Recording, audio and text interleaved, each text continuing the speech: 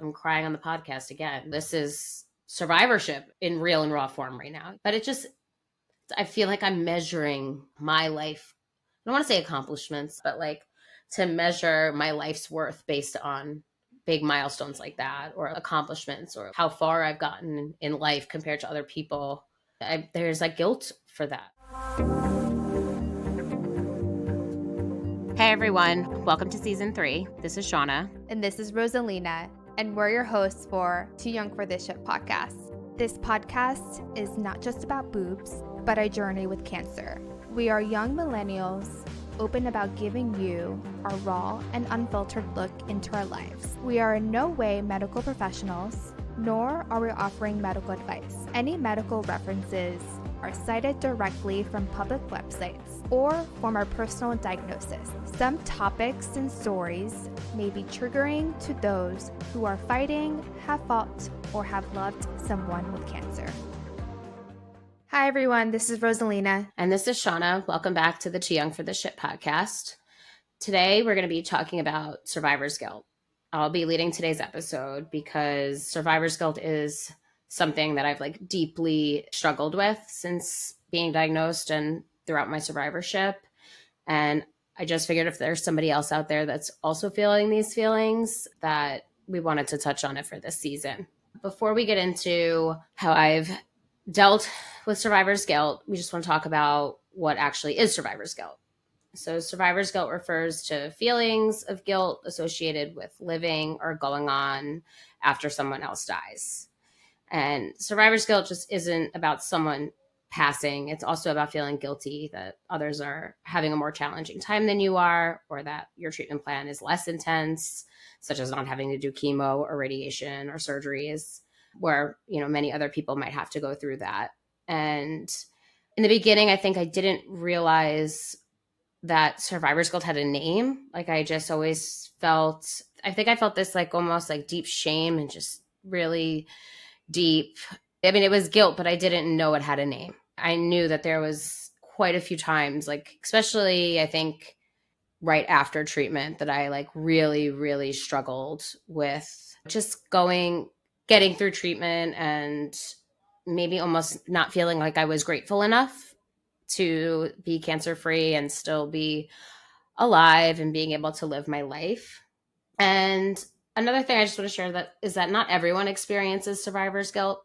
Everyone processes this experience differently, and you're not like a heartless or a bad person if you don't experience it. Rosalina, have you felt any survivor's guilt throughout the process of your cancer journey? I don't have cancer survivor's guilt, and I put a boundary on that really early on in my diagnosis. The reason why I put that boundary, I've seen it firsthand with my cousin who randomly passed away out of nowhere. She was in her early 30s, and that was such a huge, devastating thing that happened with our family. So she was the first person in our family. And so I saw it firsthand to see how harsh and really sad that my aunt and their family has gone through. Their daughter has passed away. And so because of that, I think I have a different perspective. And this is just like my personal experience. It's just that's just the way that I deal with things, and knowing that I could pass away at any moment, and I wouldn't want my family to go through what my aunt and their family went through, especially at a young age. And that's essentially one of the reasons why I don't have that guilt. And I put that on. I put that boundary early on because I was trying to like save my life, one for myself, but one for my family, so they don't have to go through a huge trauma along with knowing that their daughter had cancer. I think setting that boundary is like protecting your peace as well. And I think that, I mean, if you could do it, that's amazing. Like I wish I had maybe like had the tools to put that into place like early on being diagnosed, because I mean, it could save me a lot of time and all the guilt that I've been feeling in the last, 2 years or so. But I have a similar experience that I'll touch on later as far as watching my family go through, obviously, like devastating circumstances. And I think why that also maybe carries into my guilt a little bit, but we'll touch on that in a little bit, I think. I think I just want to start like I think like the first time that I started to feel that guilt was right after completing treatment and being in that really, really dark place that I've talked about multiple times. I shared it in season 2. I've touched on it a couple of times this season about just how hard of a time I was having. I think it was like trauma and medicine that I was on that was really just like putting my mental space. It was just like a really dark, dark place to be in. And I remember there was a moment that I had where I said, I don't even know why I did treatment. I don't even know why I fought. I don't even know why I put myself through this. What was the point? Why did I try to save my life to be living the way I am currently in this misery, essentially? I just remember it being like so isolating. That guilt was so isolating because I wanted to share how I was feeling with people that were like close to me, like my family, my dad, my sister. I think I did hold some things back from even like Matt, but I I felt like I should have been more grateful for being alive. I felt like I should be like lucky. I felt like I should have had this like new lease on life. And I was like that guilt was like essentially eating me alive. And I didn't share it with anybody because it just felt like I should be lucky. And then I think it doesn't help that I get on social media or Facebook support groups. And even I had an experience last week that I was on the subway home from work and I'm scrolling on, it's on actually my personal account. It wasn't even the podcast account. And I think that there was 4 or 5 people that I follow that have posted that somebody in either the breast cancer community or the ovarian cancer community had passed. And it was kind of insane because it was just like one post after another as I'm just scrolling through social media, minding my own business on the train.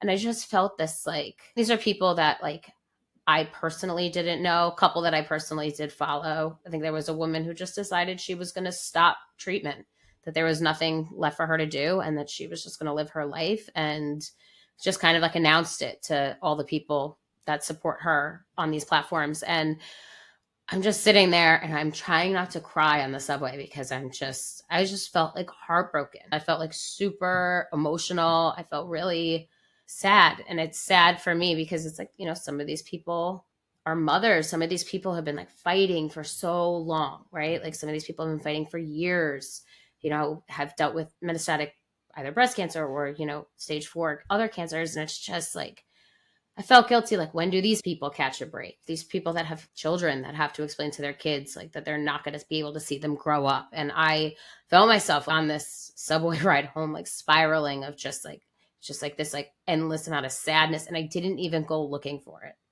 I really didn't. I'll find myself in support groups sometimes. And obviously, it's more common to see bad news in those support groups, but I didn't go searching for that on social media.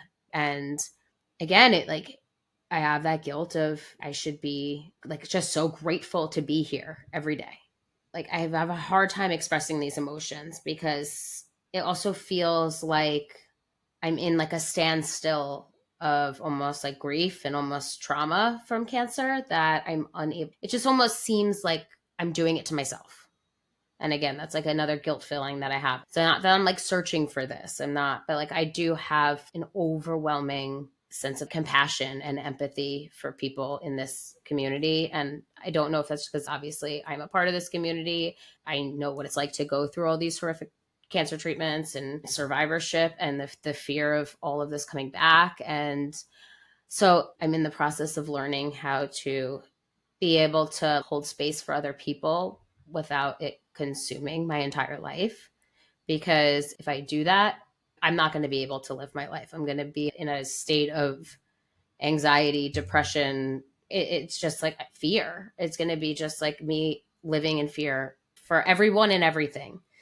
So that's been a little bit about kind of like what I have dealt with in the beginning of my survivorship and kind of going forward in survivorship, like the feelings that I feel every day. And social media and support groups are amazing, but it like makes me also too kind of like grapple with like my own mortality of just I'm cancer free today and that could be gone tomorrow. I have a scan this coming week on Friday for my liver. I have to get my liver mass checked now every year. And even that scan has me kind of freaking out. Like, what if it got bigger? What if they found something else during that scan? Like I'm Yeah. spiraling, and that anxiety has me thinking like, this week I'm cancer free, but next week maybe I won't be. And do you feel that? Yeah, I just had a scan today. It was a very spiral moment, but it's honestly very true. Like that moment, you think that like anything could happen, and it was. It's always emotional. There isn't a way for you to just be calm. I feel like when you're like, when you're like in that appointment, I don't know. I just get so pissed. I get so Me pissed off. too. I have like a bitch face on. People smiling at me, I don't smile back. You know what I mean? I'm not there to make friends. I'm there to just get the exam and leave because I don't want to be there. Yeah, no. And it's like more than like I am mad. Like I get mad. I'm mad that I have to do this. I'm mad that I I have to get be here. mad. I'm mad that it's like that Yeah. it doesn't end. And anything could happen. Like I come next week, like things might be different. I'm learning every day to just kind of be more present and then seeing posts like this kind of derail that, when I start to think of everything that possibly could happen ever. Like last night, I had like my back was hurting and I was Googling what metastatic breast cancer felt like. What are the signs of it and the symptoms of it? And that was at midnight last night. Like I'm like, I feel it. I know when it's like, I know when it's affecting me and then I can feel the spiral happening. And then like today I woke up and I was like, it's a new day. Something happens after this scan. We'll figure it out after that. But I can't live like this every day. So that's been, like I said, I mean, it's a process. It's such a process to try to like reframe all of that all the time and not let this affect my day to day every day. And it's funny because I think you had said, Rosalina, I think it was in season 1 that when you got your cancer diagnosis, I remember you saying your initial thought was, I'm going to die. Yeah. That's what you said. I never Yep. once felt that. I never thought about it.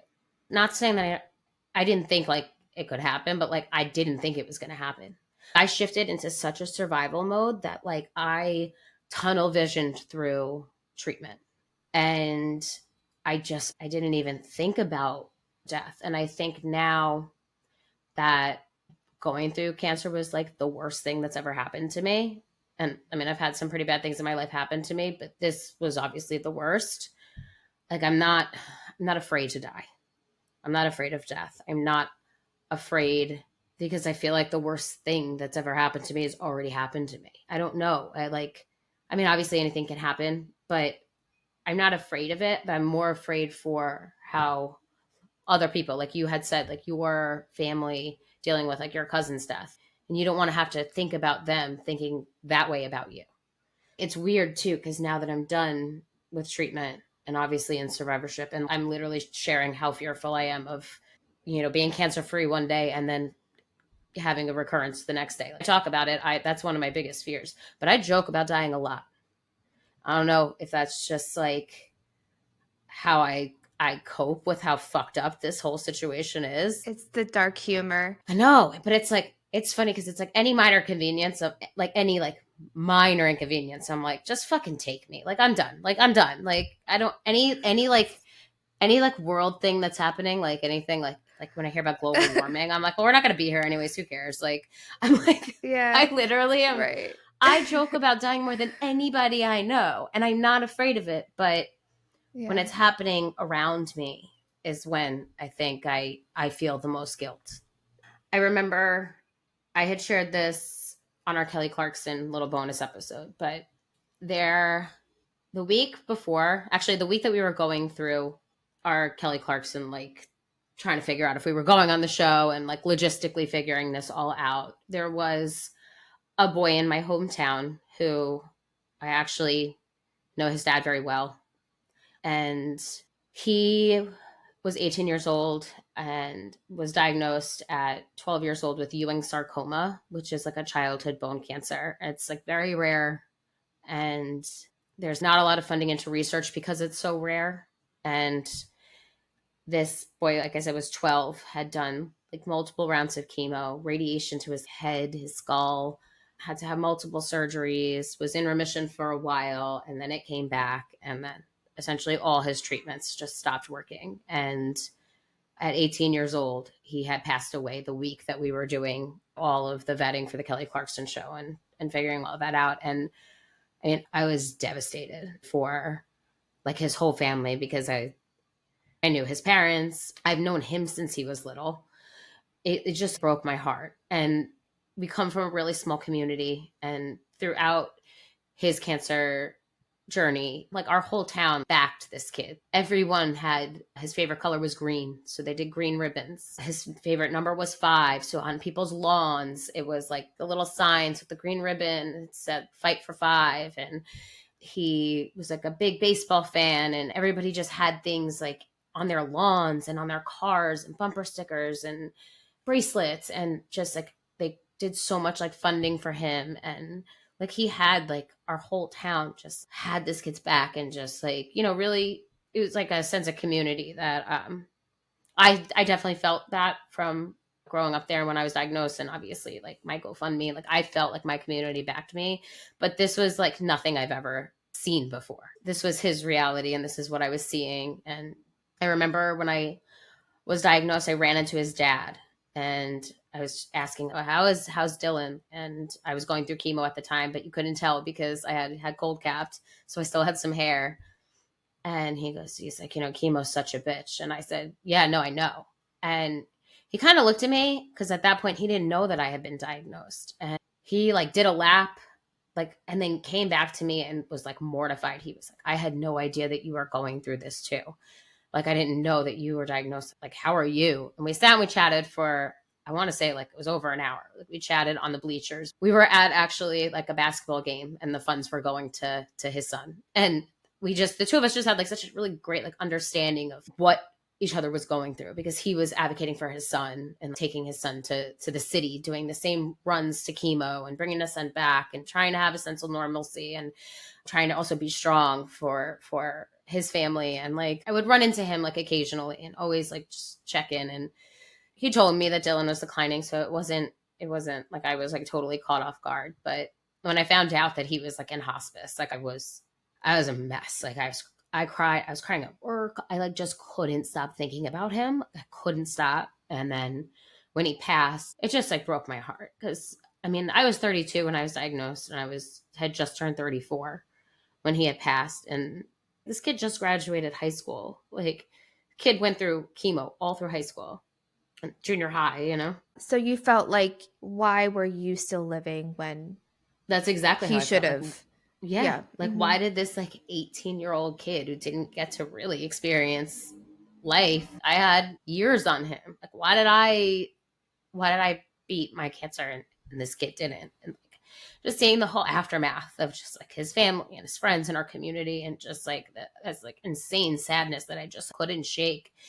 And I was talking, and I remember too walking out, when we were walking, I was walking out to see you on stage at the Kelly Clarkson show, and I just remember like I thought of him, and I was thinking of him, and like just like his bravery as I was like shaking backstage. I couldn't stop thinking about him. And then after the Kelly Clarkson show, obviously I had gone to a wedding, and then I came home and I was sitting like with this guilt of like, I just felt this like sadness. It was just horrible. And I remember I was talking to my therapist about it. I feel like guilty that I'm still here. Like, I wish he, you know, if I could trade places with him, I would have, you know, like, and my therapist was so great. Like she said, she goes, you know, like, it's okay to feel sad. You know, of course he was like a young kid. Of course, like he had life to live and he deserves to be here, but you also deserve to be here.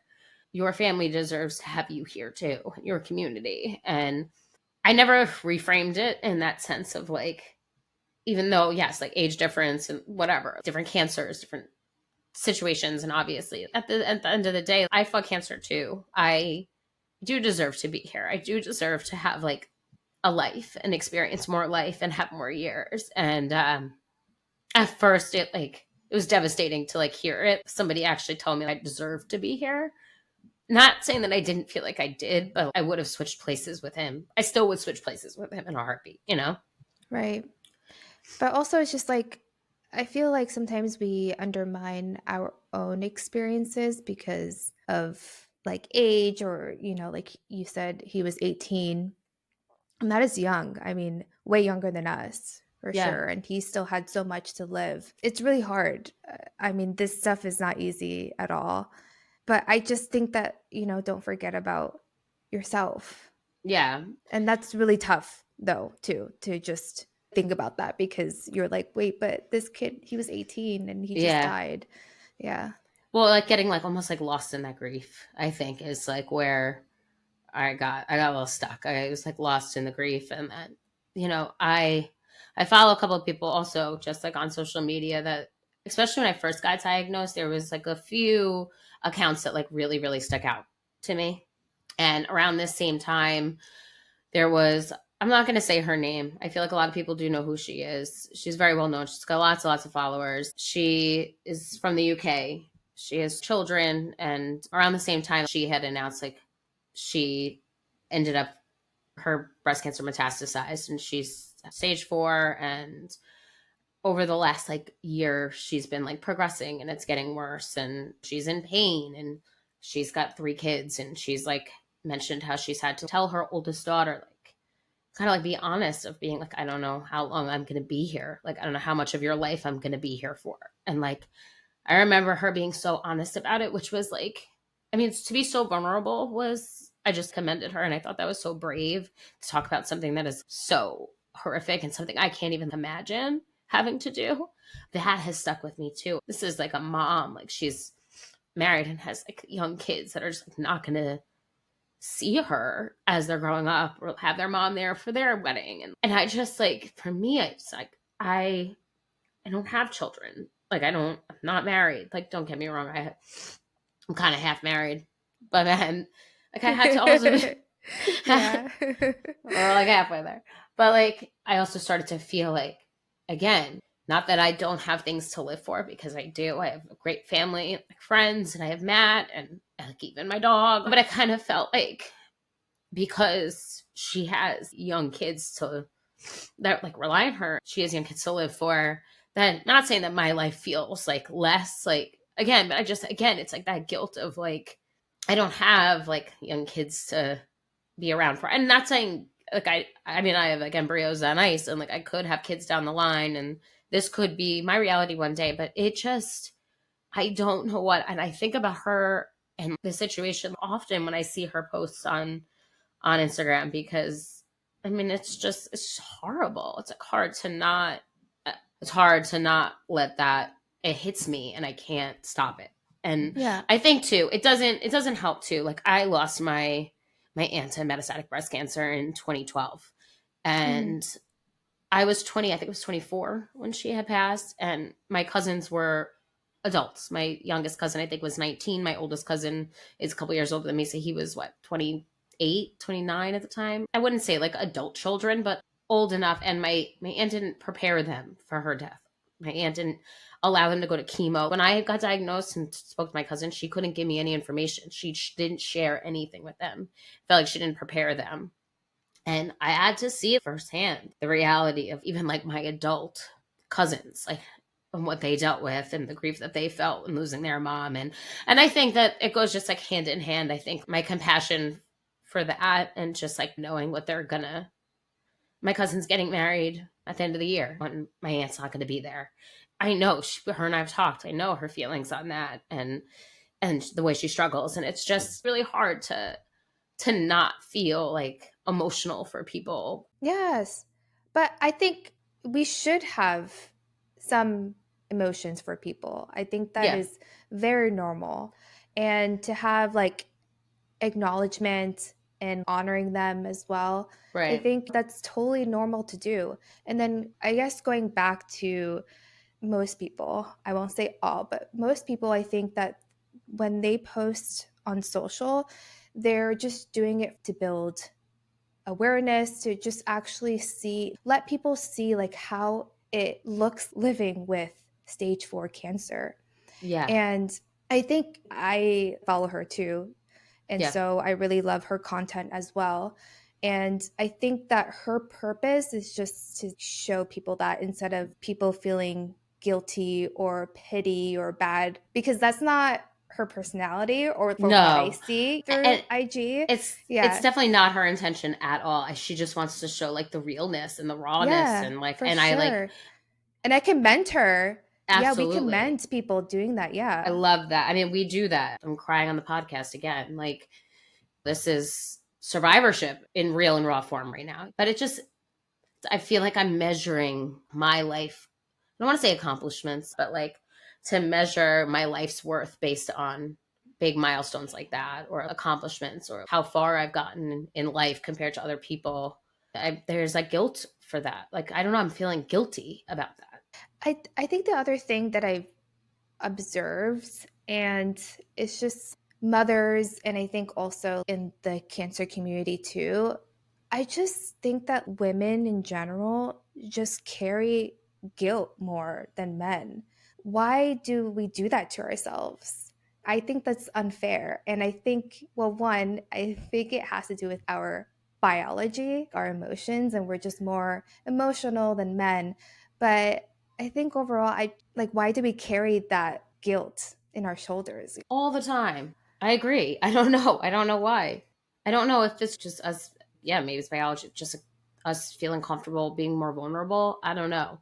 But Yeah, for sure. I wish I didn't feel like this all the time. I wish that I was I'm not kidding. I sometimes wish I wasn't as empathetic as I was. I wish I could just get through the day without feeling bad for everybody. Not for anything I do feel bad for. Like I said it to my friends the other day. I'm like, I feel bad for my friends' kids that are gonna have to deal with climate change. I feel bad that they're gonna have to deal with the economy and everything our generations have fucked up and the generation before that fucked up for them, for us. And just I think about this stuff all the time. And I wish I didn't. I wish that I could just be like, I'm trying not to sweat the small stuff, but this it's like different. It's different for me. It's like not sweating the small stuff in my own life really, but I am very empathetic to other people. I'm trying to fucking check myself.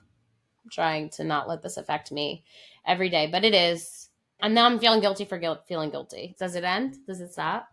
I don't know. So obviously, like I've explained, like some of the triggers, especially via social media, and there's only so long that I've pretended like it doesn't bother me, and then it does catch up to me, and like I just really try to make sure that I'm like feeling the feelings, and I'm like it's a process and that I have to go through, and I'm allowing myself to like I said, hold space for these people, but also like at the same time like recognizing that I do deserve a long and healthy and happy life as well. And have you had any experience of feeling shame around triggering situations? Yeah, I think I'll say it this way. Being new into this community, I feel your story more than anyone else. And your story is not the same as another person in the community. And I think that as far as like stage 4, that was very new to me. It wasn't something that I really understood, the pain and what people actually go through as a stage 4 cancer survivor, whatever you want to call it. I think there was like some guilt, I would say, in terms of not knowing how to show up for them. And that for me had to go through listening to their story and reading more about stage 4. And also, the biggest part about this podcast is trying to bring on guests who are stage 4. And that kind of helped me to understand I'm not the person, I don't have a voice for them. I feel like there could be other people that do. And so I think that was this sense of guilt, not knowing how to include them when I'm not a stage 4 person. So I would say that. And then there was a big quote unquote influencer in our space that she passed away. I think it's been a few years now. She was huge. She had, I think, stage 3 cancer, and then it went towards stage 4, and then she passed away. And everyone in the community just was so sad. One thing that I did was she was an author of a book. And so I purchased the book, and it allowed me to just be in her head, because essentially the book was about her journey being a stage 4. And I felt like from reading through, I was able to just one, understand where she was coming from and what she experienced and all the hardships that she had to go through. So I think in the sense of guilt, that in the early on in my diagnosis, that's how I felt. I didn't really know how to like show up for people who had stage 4. That's a really good point. I feel like maybe too, I guess in the beginning of our own journeys too, like we're all just so wrapped up in like ourselves and like where we're at and what stage we're in, that it's hard to even like let yourself go to that point too, right? Not that I don't want to think about having obviously metastatic breast cancer, but that is reality. And how do we Yeah. show up for that for them? And actually I think that's like a really, really good point. I like that. It's scary. I was Yeah. scared shitless. I was like, I don't want to know about it. This is Yeah. too much for me. And I really had to sit down with myself and be like, this is the reality. Right. And in order to fully show up for this community, I really needed to understand what people with stage 4 go through and how little money goes into like research too. Learning that it's disgraceful how little funding they get, that metastatic breast cancer gets. It's disgraceful. It truly is. I think on a lot of this, in my guilt, I believe I try not to do this now. I actually am a lot better, but trying to figure out why things happen to good people every day, right? Babies are diagnosed with cancer. Look at this 18-year-old boy, Dylan, who passed away and diagnosed, as a young kid. Rosalina, you are 28 years old. Why did this happen to you? Why did this happen to me? Why do these things happen, right? And I think we hear when bad things happen to people, it's like, oh, it's karma, or it's Or everything happens for a reason. right. Sorry, I really had to Right, say right. It's a that. sign, right? Or God has a purpose for you. That's a good one. That's a really good one. Somebody told me that, and I was like, can we not bring God into this, please? Can we not? But I think going back to this karma thing, where I'm like, babies, like, what was their karma that they come out? They're a year, 2 years. Like, I know somebody who personally, at 7 months old, she had tumors on her eyes and had to get radiation at 8 months old. What did they do to deserve this? Like, what kind of karma is that? It just also had me thinking, like, there is no rhyme or reason for why these things happen. I could spend my entire life trying to sit down figuring out why things happen. And there's no clear answer. Shit just fucking happens. Nature sometimes is just gonna nature. Cancer doesn't discriminate. We know this. We talk about this all the time. It's just when I sit down and I'm like, why do these things happen? Why do these things happen to good people, or to any people, really? Not just good people, not just babies, not just kids, but just people in general. I think we all asked ourselves, like, why did this happen to us? Sometimes at the end of the day, we just had bad cells in our body. And that's why this happened. I think I have to start also just, that's got to be my answer from now on, especially in the cancer space. We just had bad cells. It is what it is. Can't go back and change this, right? I don't know. I think just trying to, that's like part of my way of, I think, just trying to overcome like some of the guilt too, of it's like protecting my peace and not letting myself spiral all the time. I think also, if you're seeing this on social media and the thoughts come up in your head, just turn it off. Just delete the app. You can always come back to it. We don't always constantly have to be on IG Right. or TikTok or whatever. Just turn it off. That's been a big lifesaver for me. I think midway of season 2, I was struggling so much. And I think I said to you, it was like so hard because I do a lot of the social stuff on Instagram for the podcast. And I said, I can't do this. I have to actually log off. I can't look at anything else. I can't bear to see what everyone else is going through right now because I'm struggling so hard. And taking those breaks were, I don't want to say saved my life, because there's never been a time where I would ever harm myself. I never thought about it. I would never do that. But it saved my mental space. It saved my sanity. And taking those breaks were, as hard as it was to do that mid-season of the podcast, like where I had to be on, I wouldn't have the capacity to be in this community had I not taken that break. I wouldn't have the capacity to be on this podcast and share and have conversations with you, Rosalina, or anybody in this space, any of the guests that we've had on. When we last season did like our toxic positivity episode, we had so many people reach out. They're like, I didn't even know that this is what it was. This is everything I've been feeling since I've been diagnosed. I wouldn't be able to participate in conversations like that. And so turning that off has been, it's not all the time. I'll go a couple weeks without logging in, or I'll just log in quick and answer to people that are like contacting me personally. But for the most part, I've had to take major breaks. I've muted every support group I've been in. And I only go in like when I have to search for something. Like I have my breast reconstruction surgery coming up. So I've been in dipping my feet back and forth in those support groups. But I still know when it's time to stop. And I think that's been one way to protect my peace and to just give myself some time off from the guilt and time off from grieving everyone's cancer journey and situations. And I don't know. I think it's really consuming sometimes, for sure. I think, like I said, the beginning of survivorship for me was really, really hard, of just feeling the guilt of, there's a lot of people that would love to be in the situation I'm in, as far as being cancer free and just not feeling grateful. I think that was probably the peak of my survivor's guilt, for sure. And then obviously the people in our community that have passed along the way, and I'll go months feeling like I'm in a really, really good space. And then someone makes an announcement, or someone passes, or someone gets really shitty news. I don't want to say it like sets me back, but I think it's like, again, it's just like, this is survivorship. This is going to happen. Things are going to pop up. I'm not going to feel guilty every day. I'm not going to feel great every day, but I just like need to like take things as it comes, and just I can't hold all of that for everyone all the time. And that's just been a real learning process for myself. A very special thanks to our podcast producer, Bethany Allard, and our podcast editor, Ayla Anderson. Thank you all for listening and supporting our podcast. Sharing our stories with you has been incredibly healing for both of us, and we hope it helps other women in their journeys through breast cancer. Ladies, if you enjoyed this episode, please share it with your friends and fellow breasties.